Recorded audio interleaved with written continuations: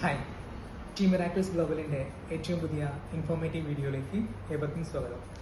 നമുക്കറിയാം, നമ്മുടെ നാട്ടിൽ ദിനംപ്രതി ഒരുപാട് പുതിയ അവസരങ്ങൾ തുറവെടുത്തുകൊണ്ടിരിക്കുകയാണ്. അത്തരത്തിൽ ഉദയം കൊണ്ട ഒരവസരത്തെക്കുറിച്ച് സംസാരിക്കാനാണ് ഞാൻ ഇന്ന് ഈ വീഡിയോയിൽ വന്നിരിക്കുന്നത്. ഈ വീഡിയോ കാണുന്ന നിങ്ങളിൽ ഒരുപക്ഷെ ജോലി ചെയ്യുന്ന ആളുകളുണ്ടാവാം, ജോലി അന്വേഷിക്കുന്ന ആളുകളുണ്ടാവാം, അതുമല്ലെങ്കിൽ നിലവിലെ ജോലിയോടൊപ്പം തന്നെ എക്സ്ട്രാ ഒരു ഇൻകം ഉണ്ടെങ്കിൽ കുറച്ചുകൂടി നല്ല രീതിയിൽ നിങ്ങളെ ചെലവുകളെ നിയന്ത്രിക്കാൻ സാധിക്കും എന്ന രീതിയിൽ ചിന്തിക്കുന്ന ആളുകളുണ്ടാവാം.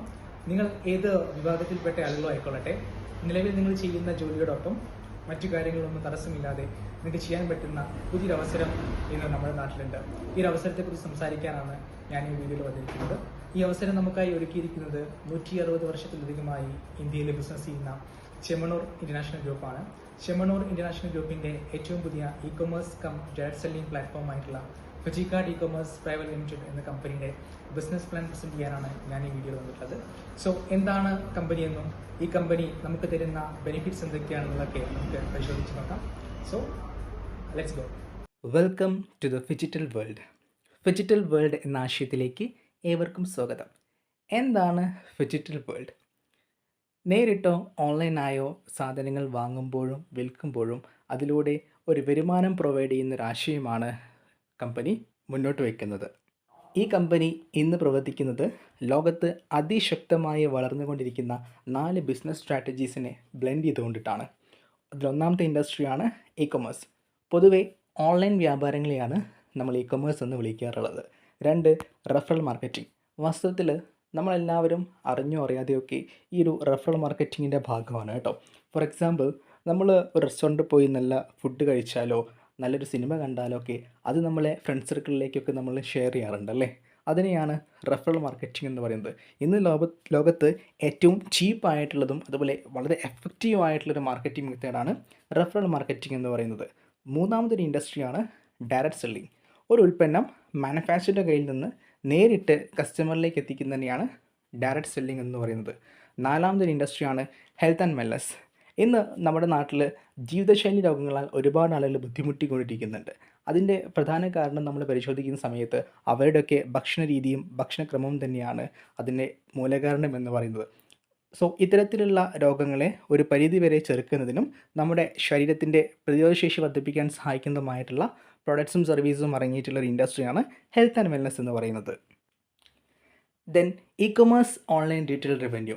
ഇ-കൊമേഴ്സ് ഇൻഡസ്ട്രിയുടെ വളർച്ചയാണ് ഇവിടെ കാണുന്നത്. 2009 കാലങ്ങളിൽ ഈ ഇൻഡസ്ട്രിയുടെ റവന്യൂ എന്ന് പറയുന്നത് വെറും $390 കോടി ആയിരുന്നു. 2016 അത് ഏകദേശം $3800 കോടി ഉയർന്നു. 2026 എന്ന വർഷം കഴിയുമ്പോഴേക്കും അത് ഏകദേശം $20,000 കോടി ആയിരിക്കും എന്നുള്ളതാണ് എക്കണോമിസ്റ്റുകൾ പറയുന്നത്. ഇവിടെ സക്സസ്ഫുൾ ആയിട്ടുള്ള ചില ഇ-കൊമേഴ്സ് ബിസിനസ് മോഡൽസിന് എക്സാമ്പിൾ കൊടുത്തിട്ടുണ്ട്. Facebook, Amazon, PayPal, Uber, Flipkart ഇതെല്ലാം നമുക്ക് സുപരിചിതമായിട്ടുള്ള ഇ-കൊമേഴ്സ് ബിസിനസ് മോഡൽസിന് ഉദാഹരണങ്ങളാണ്. അതുപോലെ ഡയറക്റ്റ് സെല്ലിംഗ് ബൂമിംഗ് അഥവാ network marketing turn over around the world. ഓരോ രാജ്യത്തും ഈ ഇൻഡസ്ട്രി ക്രിയേറ്റ് ചെയ്യുന്ന റവന്യൂയുടെ അടിസ്ഥാനത്തിൽ ഇവിടെ ഒരു പട്ടിക കൊടുത്തിട്ടുണ്ട്. അതിൽ ഒന്നാം സ്ഥാനത്തേക്ക് നിൽക്കുന്നത് USA എന്ന് പറയുന്ന രാജ്യമാണ്. 33 കോടി ജനസംഖ്യയുള്ള USA ഏകദേശം 3,37,810 കോടി രൂപയുടെ കച്ചവടമാണ് നടക്കുന്നത്. ഏറ്റവും സെക്കൻഡ് ലാസ്റ്റ് വന്നു കഴിഞ്ഞാൽ നമുക്ക് മലേഷ്യ എന്ന രാജ്യത്തെ കാണാം. വെറും 3 കോടി ജനങ്ങൾ മാത്രമാണ് ആ രാജ്യത്തുള്ളത്. പക്ഷേ ആ രാജ്യത്ത് നടക്കുന്ന ടേൺ ഓവർ ഏകദേശം 30,000 കോടി രൂപയ്ക്കും മുകളിലാണ്.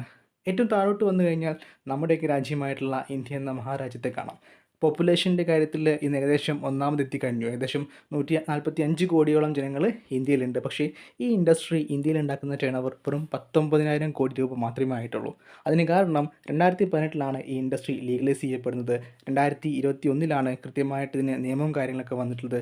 സോ ഇനി അങ്ങോട്ട് ഈ ഇൻഡസ്ട്രി ഇന്ത്യയിൽ ഉണ്ടാക്കാൻ പോകുന്ന ടേൺ ഓവർ എന്ന് പറയുന്നത് 64,500 കോടി രൂപയ്ക്ക് മുകളിലായിരിക്കും എന്നുള്ളതാണ് വിക്കി KPMG പോലുള്ള സംഘടനകൾ പറയുന്നത്.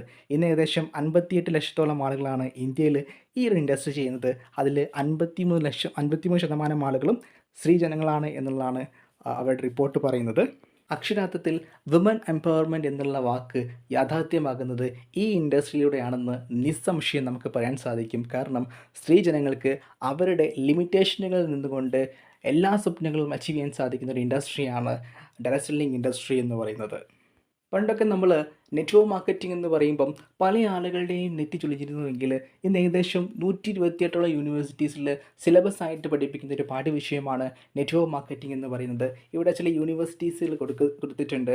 Harvard business school, university of Kerala, Anna university, university of San Francisco തുടങ്ങി ഒരുപാട് യൂണിവേഴ്സിറ്റീസിൽ ഇന്ന് ഈ ഒരു ഇൻഡസ്ട്രി പാഠ്യവിഷയമായിട്ട് പഠിപ്പിക്കുന്നുണ്ട്.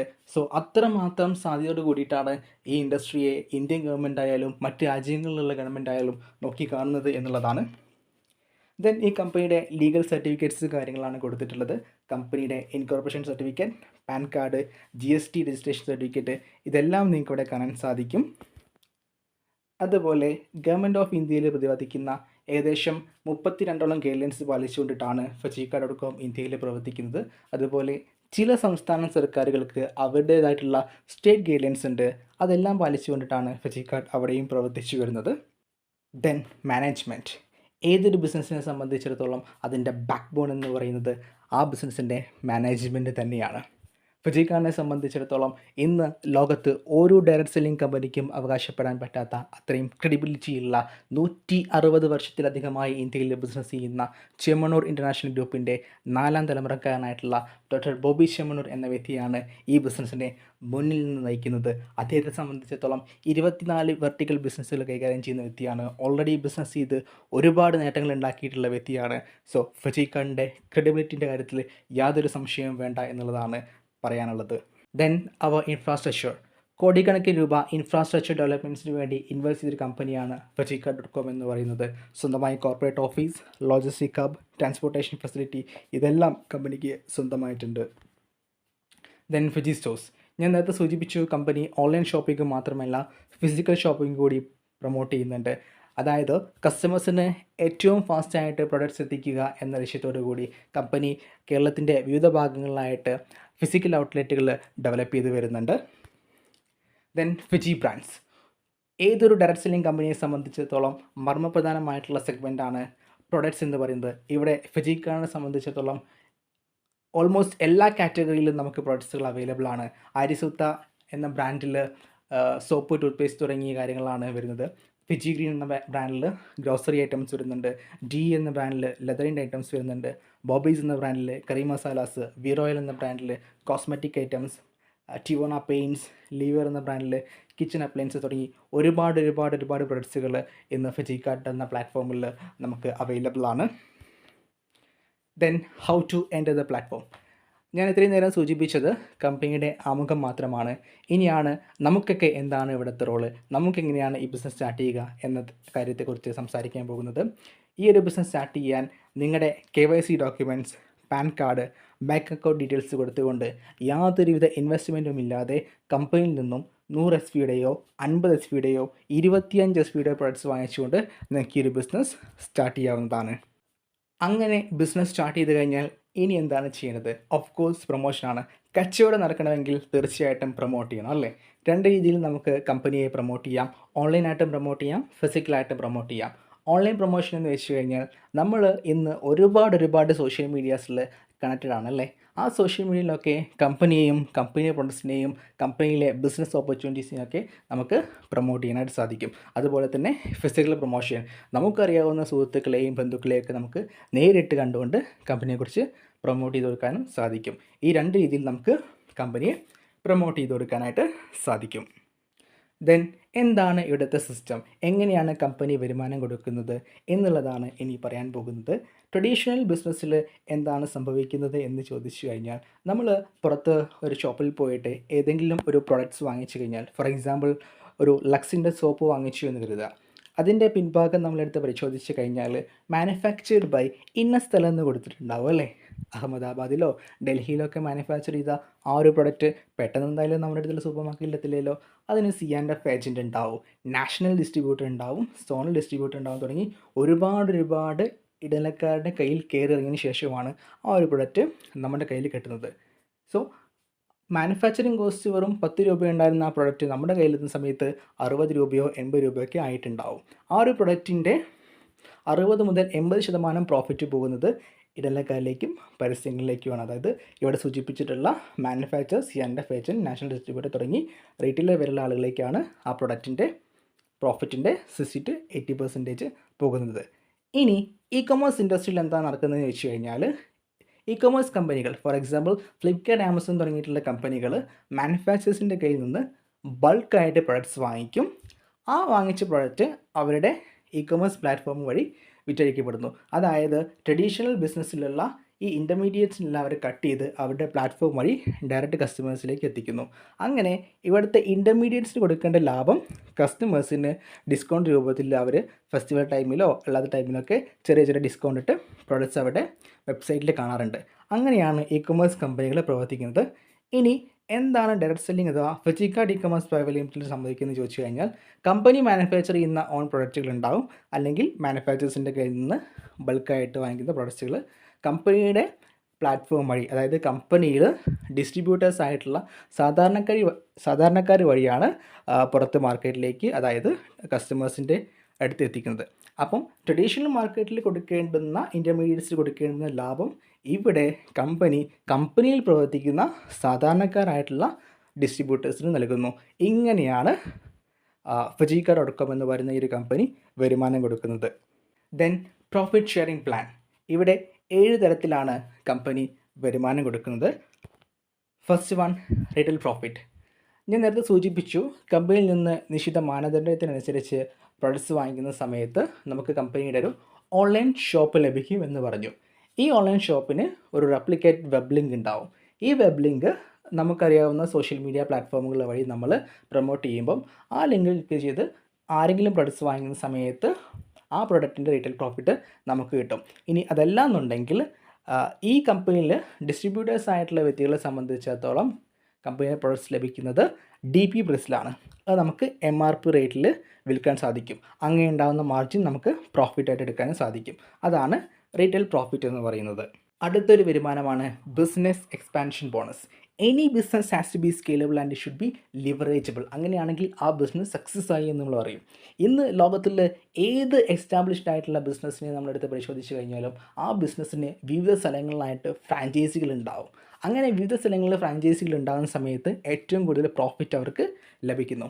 ഇവിടെ നമുക്ക് നമ്മുടെ ഫ്രാഞ്ചൈസികൾ ഡെവലപ്പ് ചെയ്യാനായിട്ട് സാധിക്കും, കൊടുക്കാനായിട്ട് സാധിക്കും. വർക്കിംഗ് പാർട്ട്നേഴ്സിനെ നമുക്ക് ഇൻട്രൊഡ്യൂസ് ചെയ്യാൻ പറ്റും. അതിനായിട്ട് 2 സബ് സ്റ്റോറാണ് കമ്പനി തരുന്നത്, സ്റ്റോർ എ, സ്റ്റോർ ബി. ഇവിടെ നടക്കുന്ന കച്ചവടത്തിൻ്റെ അടിസ്ഥാനത്തിലാണ് നമുക്ക് വരുമാനം കിട്ടുന്നത്. ഓരോ പ്രൊഡക്റ്റിനും കമ്പനി ഓരോ സെയിൽസ് വോളിയം നിശ്ചയിച്ചിട്ടുണ്ട്. സോപ്പ് വാങ്ങിച്ചാൽ സെയിൽസ് വോളിയം ഉണ്ട്, പേസ്റ്റ് വാങ്ങിച്ചാൽ സെയിൽസ് വോളിയം ഉണ്ട്, പെയിൻറ്റ് വാങ്ങിച്ചാൽ സെയിൽസ് വോളിയം ഉണ്ട്, ഷർട്ട് വാങ്ങിച്ചാൽ സെയിൽസ് വോളിയം ഉണ്ട്. കമ്പനിയിലെ ഏത് പ്രൊഡക്ട്സ് വാങ്ങിച്ചു കഴിഞ്ഞാലും സെയിൽസ് വോളിയം ഉണ്ട്. നിങ്ങളുടെ സ്റ്റോർ എയിൽ ഒരു സെയിൽസ് വോളിയത്തിൻ്റെ കച്ചവടവും സ്റ്റോർ ബിയിൽ ഒരു സെയിൽസ് വോളിയത്തിൻ്റെ കച്ചവടമാണ് നടക്കുന്നതെങ്കിൽ നിങ്ങൾക്ക് ലഭിക്കുന്നത് 20 രൂപയാണ് കമ്മീഷനായിട്ട്. അതേസമയം 100 സെയിൽസ് വോളിയം വീതമാണ് കച്ചവടം നടക്കുന്നതെങ്കിൽ 2000 രൂപയാണ് കമ്മീഷനായിട്ട് ലഭിക്കുന്നത്. 500 സെയിൽസ് വോളിയം വീതം കച്ചവടം നടക്കുന്ന സമയത്ത് 10000 രൂപയാണ് കമ്മീഷനായിട്ട് കമ്പനി തരുന്നത്. സപ്പോസ് നമുക്കറിയാം, നമുക്ക് 2 കടയുണ്ടെങ്കിൽ 2 കടയിലും ഒരുപോലെ കച്ചവടം നടന്നോളാം എന്നില്ല, അല്ലേ? ഒരു കടയിൽ ചിലപ്പം 500 സെയിൽസ് വോളിയത്തിൻ്റെ കച്ചവടമായിരിക്കും നടന്നിട്ടുണ്ടാവുക, മറ്റു കടയിൽ 1000 സെയിൽസ് വോളിയത്തിൻ്റെ കച്ചവടം നടന്നെന്ന് വിചാരിക്കുക. അങ്ങനെ നിങ്ങൾക്ക് ഇവിടെ മാച്ച് ആയിട്ടുള്ളത് 500 സെയിൽസ് വോളിയമാണ്. അങ്ങനെ 500 സെയിൽസ് വോളിയം മാച്ച് ആയതിൻ്റെ 10000 രൂപ കമ്മീഷൻ കിട്ടുന്നു.